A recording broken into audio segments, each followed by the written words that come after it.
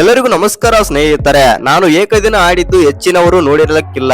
ಇನ್ನು ಶ್ರೀಲಂಕಾ ಎ ವಿರುದ್ಧ ಫೈನಲ್ ಪಂದ್ಯದಲ್ಲಿ ನಮ್ಮ ಭಾರತ ತಂಡ ಸ್ಫೋಟಕವಾಗಿ ಮತ್ತು ಭರ್ಜರಿಯಾಗಿ ಗೆದ್ದ ಬಳಿಕ ವೈಭವ್ ಸೂರ್ಯವಂಶಿ ಅವರು ಪಂದ್ಯ ಶ್ರೇಷ್ಠ ಪ್ರಶಸ್ತಿ ಪಡೆದುಕೊಳ್ಳಬೇಕಿದ್ರೆ ಈ ರೀತಿ ಆದ್ರೆ ಹೇಳಿದ್ದಾರೆ. ಹೌದು ಸ್ನೇಹಿತರೆ, ಅಷ್ಟಕ್ಕೂ ವೈಭವ್ ಸೂರ್ಯವಂಶಿ ಅವರು ಏನೆಲ್ಲ ಮಾತನಾಡಿದ್ದಾರೆ ಪಂದ್ಯ ಶ್ರೇಷ್ಠ ಪ್ರಶಸ್ತಿ ಪಡೆದುಕೊಂಡ ಬಳಿಕ ಅಂತ ತಿಳ್ಕೊಂಬರೋಣ ಬನ್ನಿ. ಅದಕ್ಕಿಂತ ಮುಂಚೆ ನೀವೇನಾದ್ರೂ ಚಾನಲ್ಗೆ ಸಬ್ಸ್ಕ್ರೈಬ್ ಮಾಡ್ಕೊಳ್ಳೋದು ಹಾಗೆ ನೋಡ್ತಿದ್ರೆ ಸಬ್ಸ್ಕ್ರೈಬ್ ಮಾಡ್ಕೊಂಡು ಬೆಲ್ ಐಕನ್ ಅನ್ನ ಆಲ್ ಇಟ್ಕೊಳ್ಳಿ. ಹಾಗೆ ಮರದ ವಿಡಿಯೋಗೆ ಒಂದು ಲೈಕ್ ಕೊಡೋದನ್ನ ಕೂಡ ಮರಿಬೇಡಿ.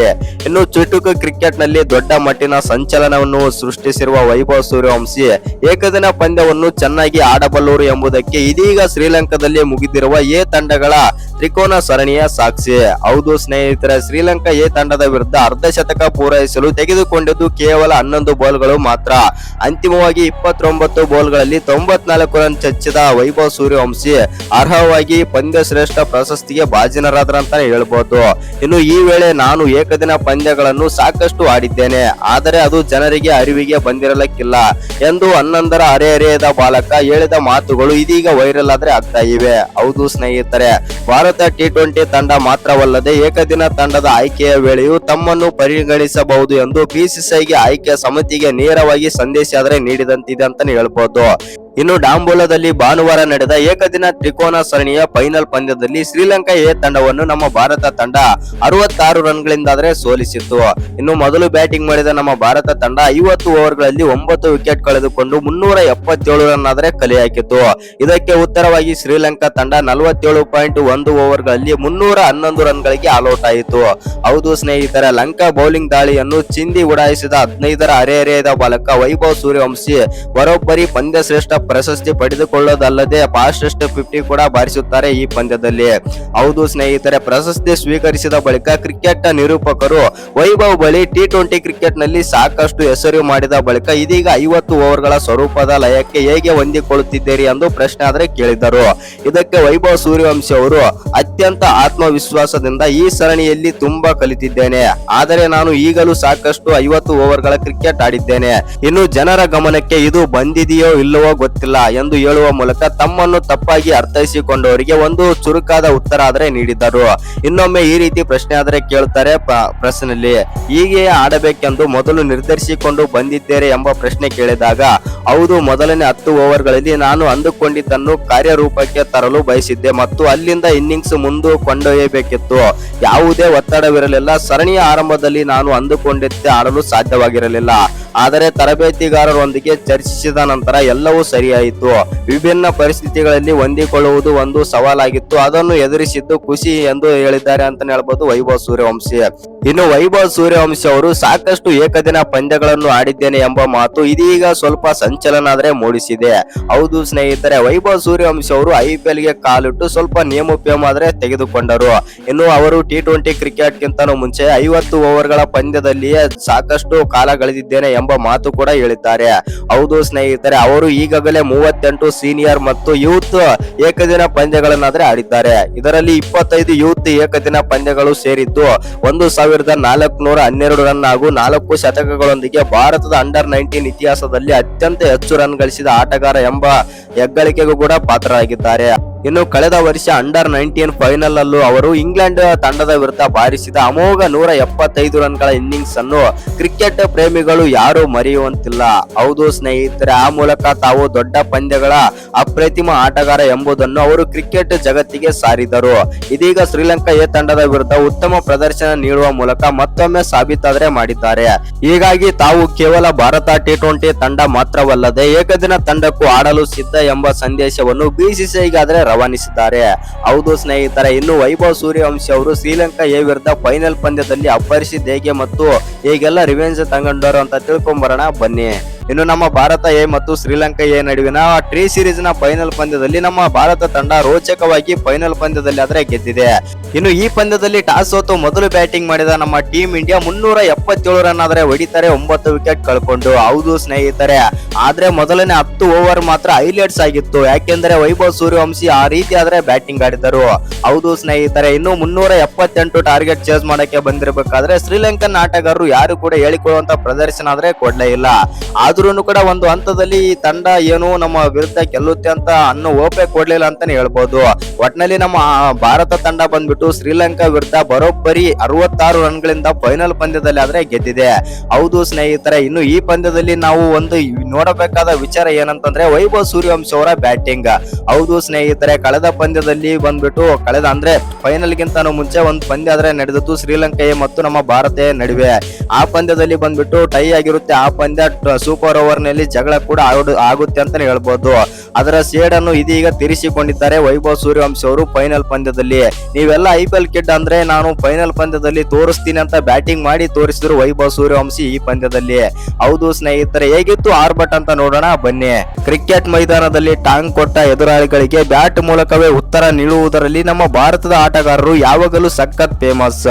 ಇವಾಗ ಅಂತದ್ದೇ ಒಂದು ರಣರೋಚಕ ಘಟನೆ ಆದ್ರೆ ನಡೆದಿದೆ ಶ್ರೀಲಂಕಾ ಎ ವಿರುದ್ಧ.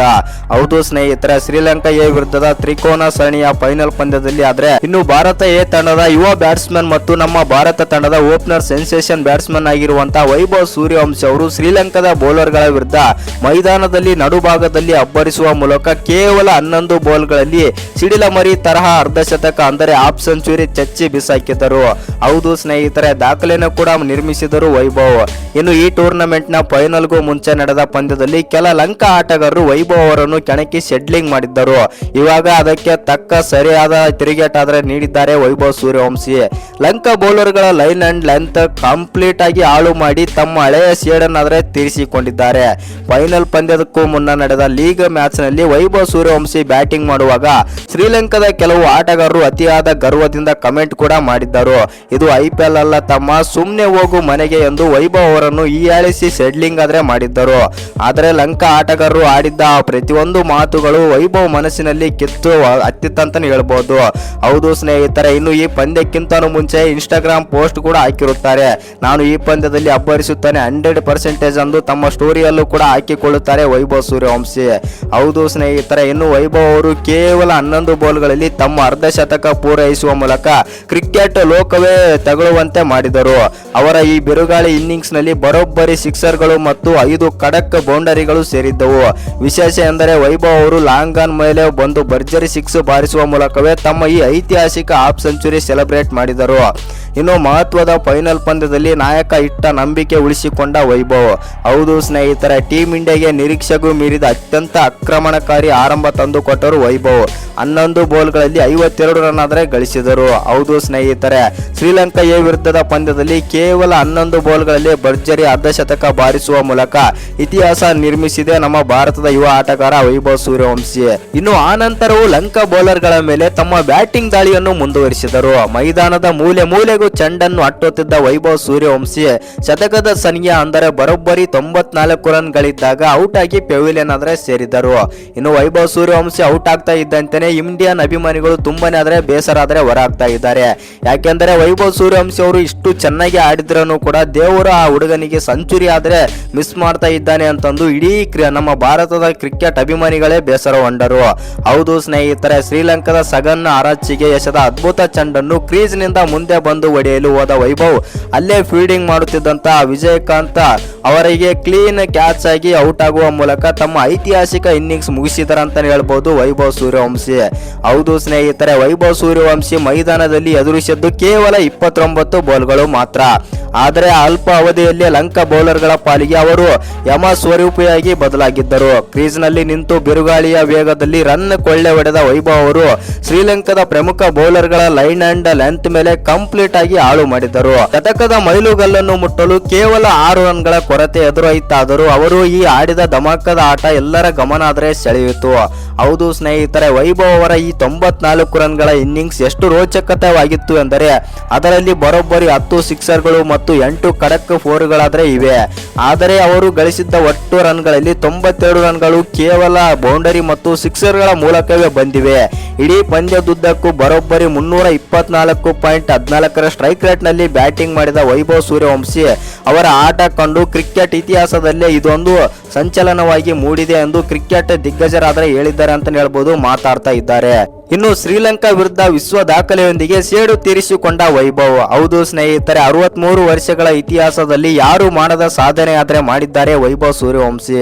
ಕ್ರಿಕೆಟ್ ಲೋಕದ ಯುವ ಸೆನ್ಸೇಷನ್ ವೈಭವ್ ಸೂರ್ಯವಂಶಿ ಮತ್ತೊಮ್ಮೆ ಅಬ್ಬರಿಸಿ ಬೊಬ್ಬರಿಸಿದ್ದಾರೆ. ತಮ್ಮ ಹೊಡಿಬಡಿ ಹೊಡೆತಗಳ ಮೂಲಕವೇ ಜಗದ್ವಿಖ್ಯಾತಿ ಗಳಿಸಿರುವ 15 ವರ್ಷದ ಭಾರತೀಯ ನಮ್ಮ ಬಾಲಕ 11 ಬಾಲ್ಗಳಲ್ಲಿ 50 ರನ್ ಬಾರಿಸುವ ಮೂಲಕ ಜಗತ್ತಿನ ಅತ್ಯಂತ ವೇಗದ ಅರ್ಧಶತಕ ಆದ್ರೆ ಗಳಿಸಿದ್ದಾರೆ. ಅಷ್ಟೇ ಅಲ್ಲ, ತನ್ನನ್ನು ಕೆಣಕಿದವರು ಮೈದಾನದಲ್ಲಿ ಬೆವರುವಂತೆ ಸೇಡು ಆದರೆ ತೀರಿಸಿಕೊಂಡಿದ್ದಾರೆ. ಶ್ರೀಲಂಕಾ ವಿರುದ್ಧ ವಿಶ್ವ ದಾಖಲೆಯೊಂದಿಗೆ ಸೇಡು ತೀರಿಸಿಕೊಂಡಿರುವ ವೈಭವ್ ಸೂರ್ಯವಂಶಿ. ಹೌದು ಸ್ನೇಹಿತರೆ, 63 ವರ್ಷದ ಇತಿಹಾಸದಲ್ಲಿ ಯಾರು ಮಾಡದ ಸಾಧನೆ ಆದ್ರೆ ಮಾಡಿದ್ದಾರೆ. ಇದೇ ಮೊದಲನೇ ಬಾರಿಗೆ 11 ಬಾಲ್ಗಳಲ್ಲಿ ಜಗತ್ತೇ ಬೆರಗಾಗುವಂತೆ ವೇಗದ ಅರ್ಧಶತಕ ಗಳಿಸುವ ಮೂಲಕ ಲಿಸ್ಟ್ ಎ ಕ್ರಿಕೆಟ್ನಲ್ಲಿ ಐತಿಹಾಸಿಕ ಸೃಷ್ಟಿಯಾದರೆ ಮಾಡಿದ್ದಾರೆ. ಹೌದು ಸ್ನೇಹಿತರೆ, ವೈಭವ್ ಸೂರ್ಯವಂಶಿ ಹಿಂದಿನ ಅರ್ಧಶತಕ 50 ವರ್ಷಗಳ ಪಂದ್ಯದಲ್ಲಿ ದಾಖಲಾದ ಅತಿ ವೇಗದ ಅರ್ಧಶತಕ ಇದಾಗಿದೆ. ಶ್ರೀಲಂಕಾ ವಿರುದ್ಧ ನಡೆಯುತ್ತಿರುವ ತ್ರಿಕೋನ ಸರಣಿಯ ಫೈನಲ್ ಪಂದ್ಯದಲ್ಲಿ ಹೊಸ ದಾಖಲೆಯನ್ನೇ ನಿರ್ಮಿಸಿದರು ವೈಭವ್ ಸೂರ್ಯವಂಶಿ.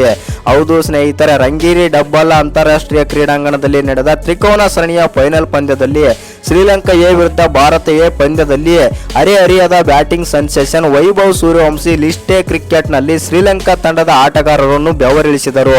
ಆ ಮೂಲಕ ಕಳೆದ ಪಂದ್ಯದಲ್ಲಿ ತನ್ನನ್ನು ಕೆಣಕಿದ ಆಟಗಾರರಿಗೆ ಬ್ಯಾಟ್ ಮೂಲಕವೇ ದಿಟ್ಟ ಉತ್ತರ ಆದರೆ ನೀಡಿದರು. ಹೌದು ಸ್ನೇಹಿತರೆ, ಅಸಲಿಗೆ ತ್ರಿಕೋನ ಏಕದಿನ ಟೂರ್ನಿಯ ಭಾಗವಾಗಿ ಶ್ರೀಲಂಕಾ ವಿರುದ್ಧ ಕಳೆದ ಮಂಗಳವಾರ ನಡೆದ ಪಂದ್ಯದಲ್ಲಿ ವೈಭವ್ ತಾಳ್ಮೆ ಕಳೆದುಕೊಂಡಿದ್ದರು.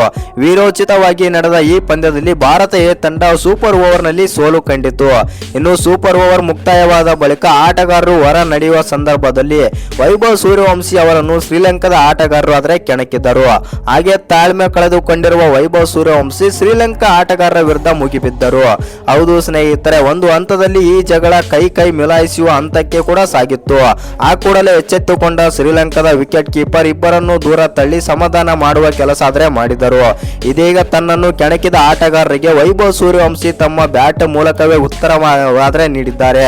ಇನ್ನು ಜಗತ್ತಿನ ಅತ್ಯಂತ ವೇಗದ ಅರ್ಧಶತಕ ಗಳಿಸಿದ ವೈಭವ್ ಸೂರ್ಯವಂಶಿ ಇನ್ನೇನು ಶತಕದ ಅಂಚಿನಲ್ಲಿ ಆದ್ರೆ ಇದ್ದರು. ಆದರೆ 29 ಬಾಲ್ಗಳಲ್ಲಿ 94 ರನ್ ಗಳಿಸಿ ವೈಭವ್ ಅವರು ಲಂಕಾ ನಾಯಕ ಆದಂತ ಸಹನ್ ಅರಾಜಿಗೆ ಅವರ 9ನೇ ಓವರ್ನಲ್ಲಿ ವಿಕೆಟ್ ಆದ್ರೆ ಬಿಟ್ಟುಕೊಟ್ಟರು.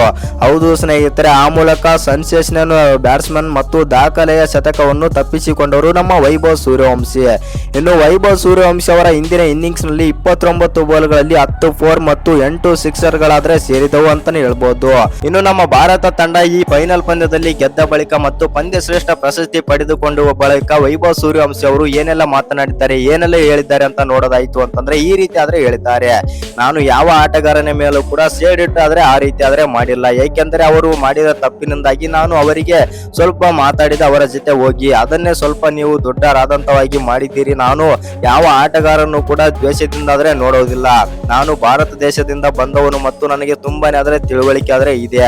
ಹೌದು, ನನಗೆ ಇನ್ನೂ ಸಣ್ಣ ವಯಸ್ಸು ಮತ್ತು ಅದನ್ನು ಕೂಡ ನನಗೆ ಗೊತ್ತು. ನಾನು ಯಾವ ಆಟಗಾರನನ್ನು ಕೂಡ ದ್ವೇಷ ಆದ್ರೆ ಮಾಡೋದಿಲ್ಲ. ಇನ್ನು ಶ್ರೀಲಂಕನ್ ಆಟಗಾರರೆಲ್ಲರೂ ನನಗಿಂತ 1 ಅಥವಾ 2 3 4 ವರ್ಷ ದೊಡ್ಡ ಆಟಗಾರರಾದ್ರೆ ಇದ್ದಾರೆ. ನಾನು ಪ್ರತಿಯೊಬ್ಬ ಆಟಗಾರನಿಗೂ ಕೂಡ ದೊಡ್ಡ ರೆಸ್ಪೆಕ್ಟ್ ಆದ್ರೆ ನೀಡುತ್ತೇನೆ.